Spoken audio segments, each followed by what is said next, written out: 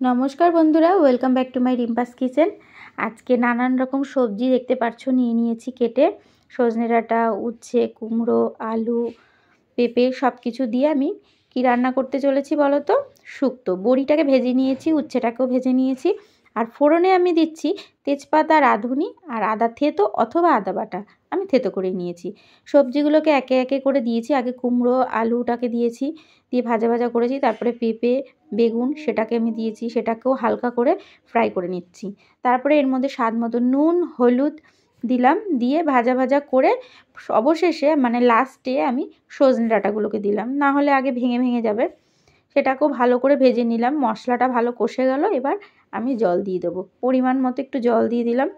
শুক্তোটা কিন্তু একটু ঝোল ঝোল হবে, একটু গ্রেভি টাইপের হবে। এটা অনুষ্ঠান বাড়ির শুক্তোর মতো, কিন্তু তোমরা এইভাবে করতে পারো।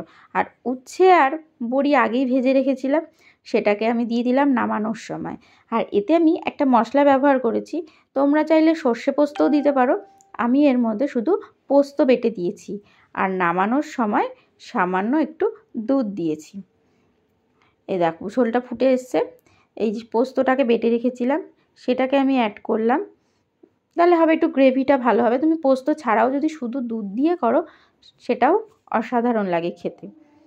এই দেখো ঝোলটা কীরকম গাঢ় গাঢ় হয়ে এসছে, একটু ঝোল ঝোল থাকবে তাহলে খেতে ভালো লাগে। আর এই দুধ গুলে রেখেছিলাম 1 কাপের মতো, সেটাকেও আমি অ্যাড করে দিলাম। এইভাবেই কিন্তু আমি অনুষ্ঠান বাড়ির মতো শুক্তো রান্না করলাম, খুব সহজ পদ্ধতিতে।